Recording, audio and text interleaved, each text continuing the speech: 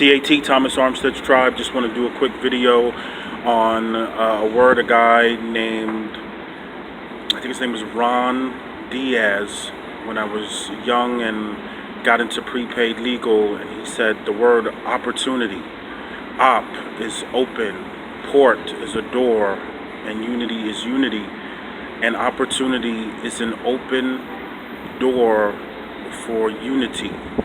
And I love etymology, and when he said that to me, it affected me in such a profound way. An open door for unity, and opportunity is an open door for unity. And as we do our networking on social, and this was way before social, this was like in the early 90s, it's just so important to keep that definition in mind.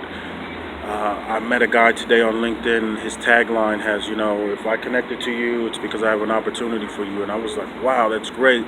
And I told him the story. I said I have to do a video on that. Just remember, an opportunity is an open port, an open door for unity. Have a great day, Tribers.